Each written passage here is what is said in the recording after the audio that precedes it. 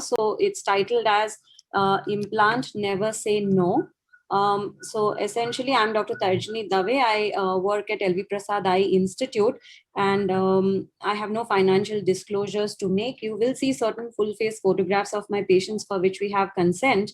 And the main objective today is to take you through certain aspects of implant in socket surgery via 10 case examples that I'm going to show you.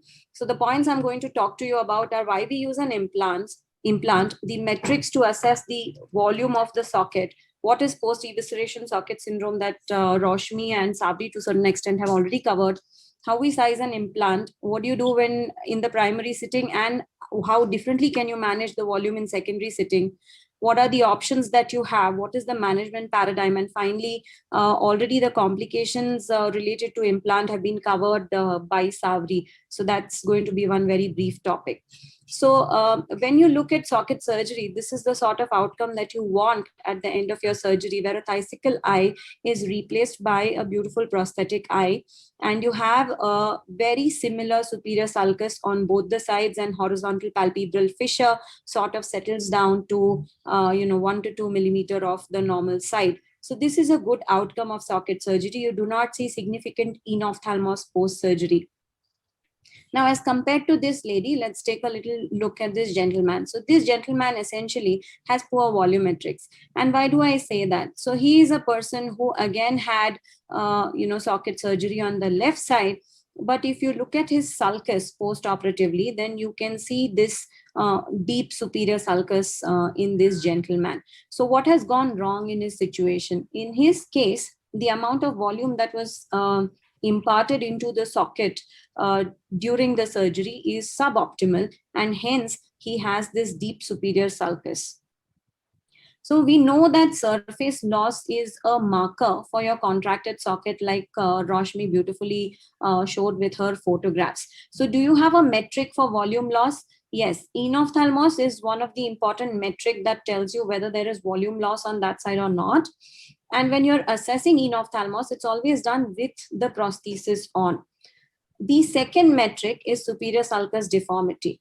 So all these patients have a left prosthetic eye, and they have advancing grades of superior sulcus deformity. So if you look at this lady, the sulcus is very beautifully matched to the other side, and she has no sulcus deformity. As against that, this patient has a mild medial sulcus deformity, which is difficult to recognize. If you pay attention, you might find the difference on the medial side between the two eyes. Versus this is a definite medial sulcus deformity, a medial with central, and a medial central lateral, or a total sulcus deformity.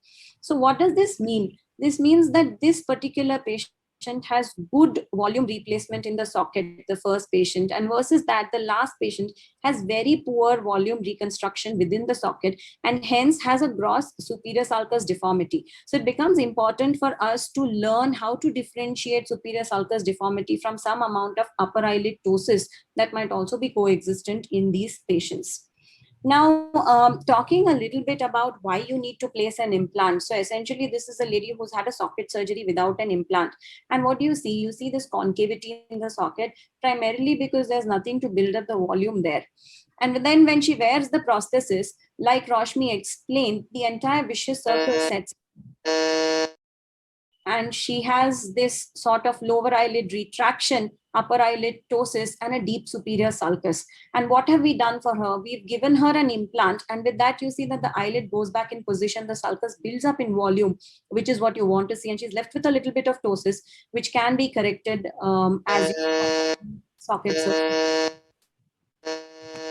So when you talk about a volume replacement, what is the ideal volume replacement? What is known to us is that 70% of the volume needs to come from your implant and 30% from your prosthesis.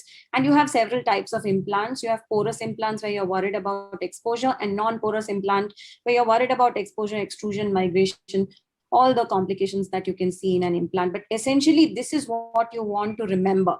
So in an Indian patient, what this translates into is roughly a 20 millimeter or larger implant. Now, how do you place this 20 millimeter implant? So Dr. Jayanta has already spoken about several techniques, and I just wanted to show this one collage where essentially the amount of thigh cyst does not really dictate the size of the implant that you can place in, because you can release the sclera, you can perform sclerotomies, and you can easily place in a much larger implant and get a good cover over the implant, so that you do not have implant extrusion.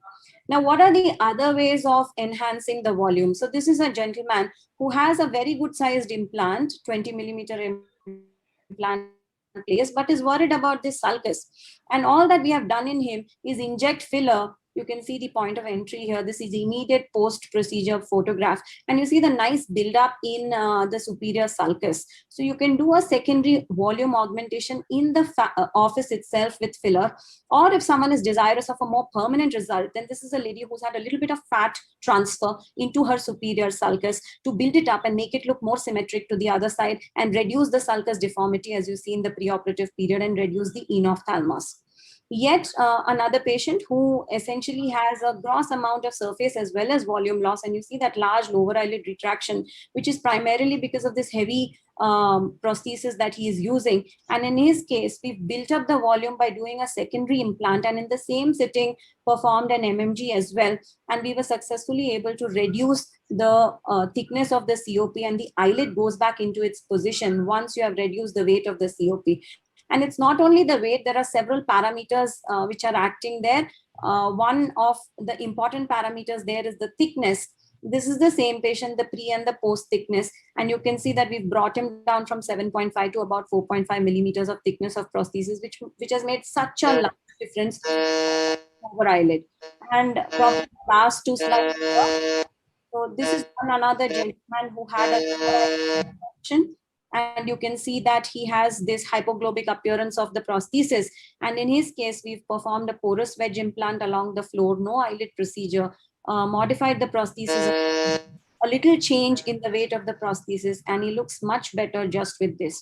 So when you look at any patient with socket, the paradigm that you should follow is look for presence of surface loss and volume loss, then assess if anything needs to be done to the prosthesis in terms of its thickness and weight, and finally assess the eyelids of these patients to see if they require any entropia or correction.